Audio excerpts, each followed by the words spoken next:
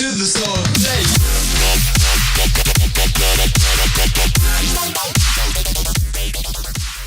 Hello, everybody from the Amzhub community. The most fast-growing community of Amazon sellers in the Central and Eastern European countries.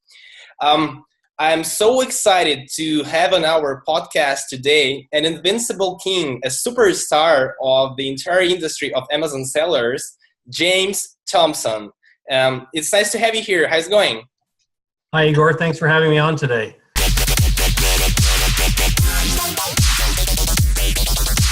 Can you tell us a little bit about your career and the greatest achievement when you were working there? Sure. So I started at Amazon in December 2007. I had the good fortune of starting off on the third-party marketplace 4 weeks before Christmas. Nobody had time to train me. Nobody had time to explain where anything was. I had to figure out where the bathroom was myself. I mean, it was just complete chaos. It is that way every December. My responsibility at the time was to run the third-party business for sports. At the end of the day, it doesn't really matter what category it is. Running any category is completely crazy. And I got to work with, from 2007 on until about 2013 when I left Amazon, I got to work with literally thousands of sellers on the marketplace. Sellers who at the time most of them were resellers. Private label was just becoming an emerging trend, maybe 2012. I got to get involved with the FBA program. Many years back, I was actually Amazon's first FBA account manager. And I was responsible for trying to explain to sellers why they should let Amazon do their fulfillment. This is long before Amazon decided to incorporate Prime features and incorporate that into the buy box. So I was having these interesting conversations with folks saying, FBA is an amazing way for somebody else to do your fulfillment. And these sellers would say, well, that's great, but I already have a warehouse. We would say, oh, but we have a bigger warehouse. And eventually, of course, that FBA became a very different type of creature, and now everybody is looking at whether it makes sense to use FBA, regardless of what warehouse facilities they have. And then by the end of my career at Amazon, I got to work in Amazon services, running that business, recruiting. At the time, we were recruiting about 100,000 sellers a year, specifically to the U.S. market. And I got to see all sorts of interesting business models of sellers. I saw some stuff that, quite frankly, was a little staggering. I couldn't believe that people were in business trying to make 1% margins. And then I also got to see guys who, they knew exactly what they were doing, and they were taking advantage of the fact that there were 150, 200 million customers on Amazon at the time. So I got to see quite a range of sellers doing a variety of different types of business models. So I was very fortunate to work there, but I'm also very fortunate to be outside of Amazon now, working with all sorts of service providers, solution providers, big sophisticated sellers. I work with a lot of brands that are trying to figure out the Amazon channel. So I get to see a whole different side of what's happening today with companies thinking about the Amazon channel. So basically, when Amazon just launched an FBA program, your task was to change the perception of all the sellers that it's much more better to use FBA service instead of third-party warehousing and fulfillment centers, right? Yeah, because at the time, Amazon hadn't incorporated into the buy box a big functionality that said if you use FBA, then you're going to get a big bump in the buy box. Yeah. So we were having to explain, as I say, this strange conversation around, well, we have a bigger, better warehouse than you do, so you should use our warehouse. Yeah. A lot of sellers looked at this like we were crazy. Yeah. So, but once people understood that, Q4 rolls around, Amazon warehouse is a good thing. Yeah. Then at that point we had more people being willing to adopt FBA. I even got to take some very, very large sellers through FBA facilities, through some of the Amazon fulfillment centers, and show them what the fulfillment center was all about.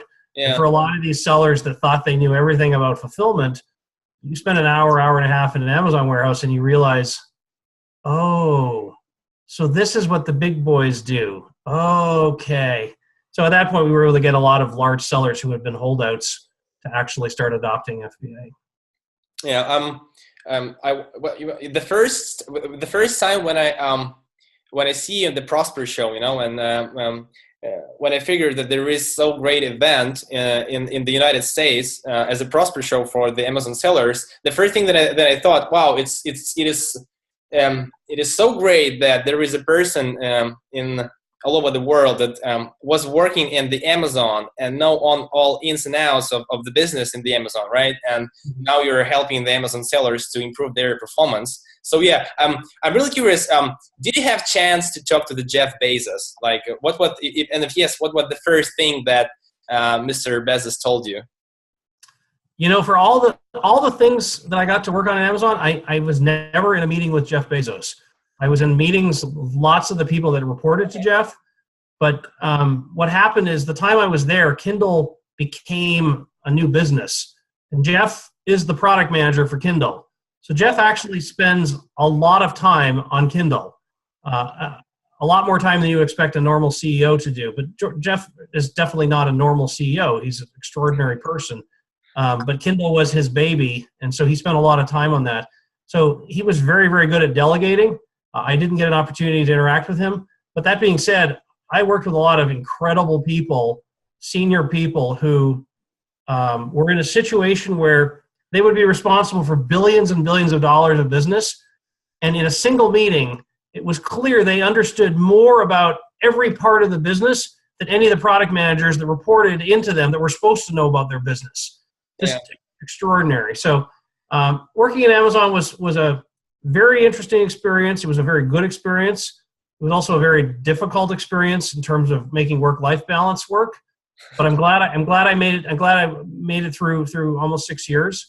But I'm also glad that I'm outside of Amazon now, able to be on the other side. I think I can do a lot more to help companies that are trying to make a livelihood on Amazon.